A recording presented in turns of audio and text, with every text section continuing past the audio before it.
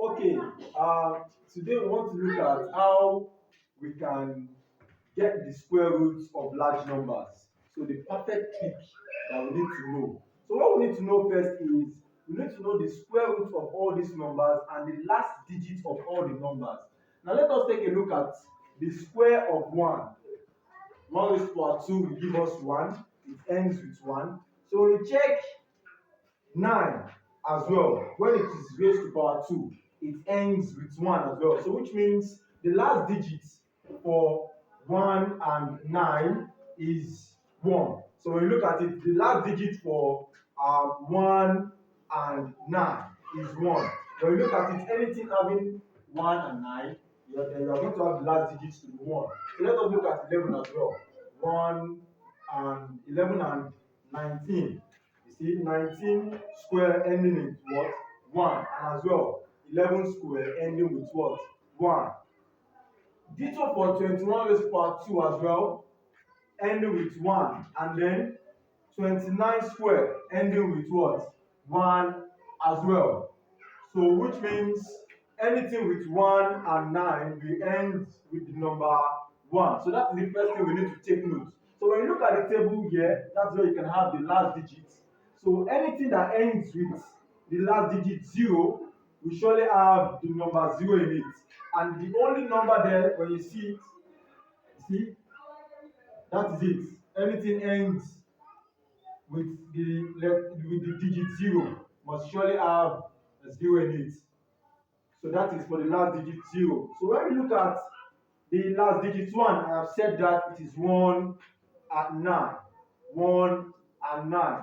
So let us look at last digit 4. Anything that ends with 4. So the last digit 4. Last digit 4.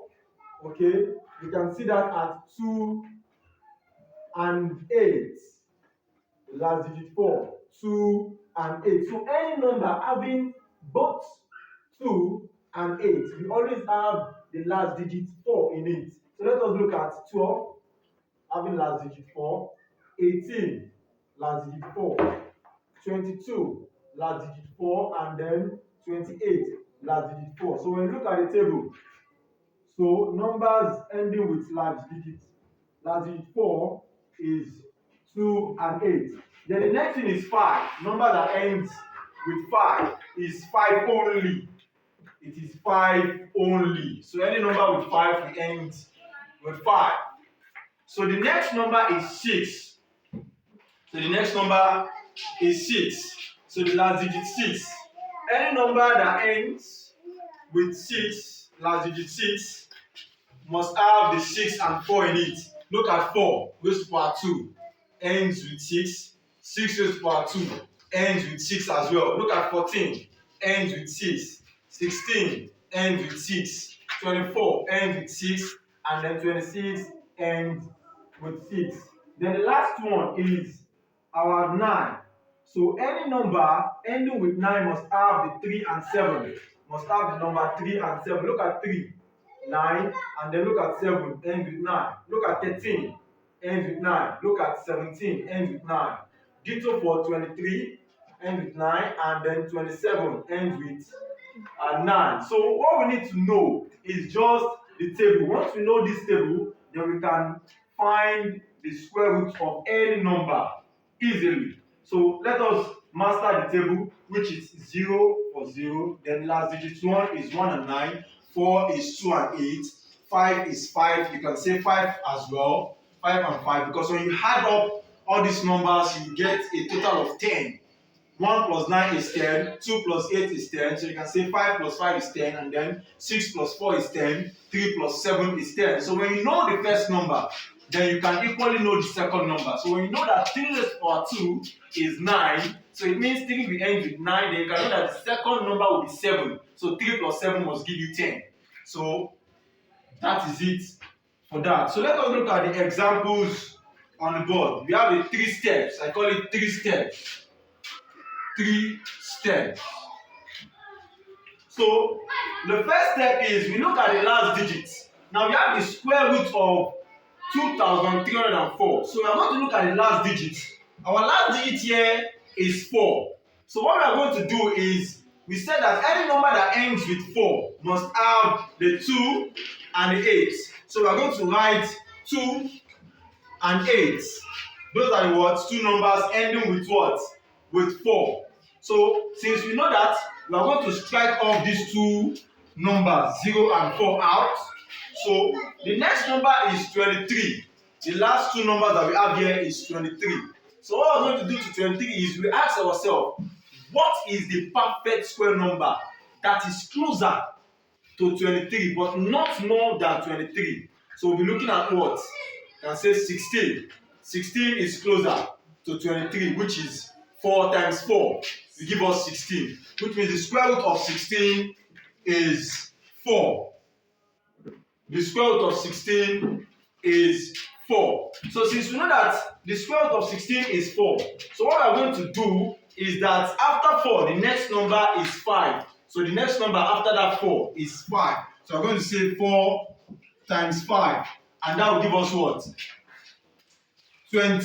Is that not it? So now that we know that the square root of 16 is 4, then you can have the 4 and 4 beside the two numbers. So after that, you will now multiply that 4 by the next number after 4, which is 4 times 5 to give us 20. So we will now ask ourselves a simple question, and that question is our 23 bigger than 20 or less than 20? If our 23 is bigger than 20, then we are going to pick the bigger value. If our 23 is less than whatever value that we have here, then we are going to pick a smaller value.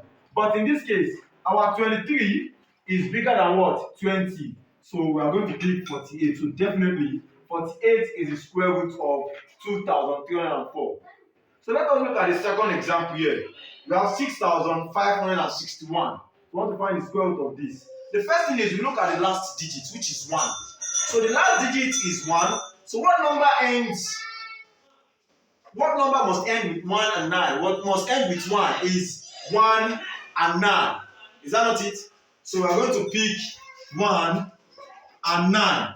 So we are going to strike off these two numbers, 61. So move on to the next number, which is 65. So we ask ourselves, what perfect square is closer to 65, but not more than 65, that we can find the square root? And that number should be 64. 64 is the perfect square. And the square root of 64 is what?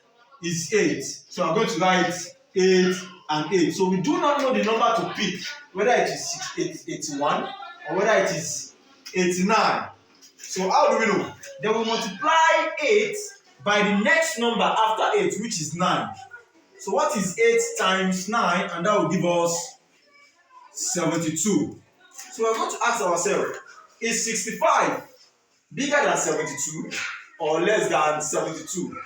Obviously, 65 is less than 72. So since 65 is less than 72, we are going to pick the lesser value. So therefore, the square root of 6,561 is 81. So I'll leave you guys to do this by yourself. Thank you.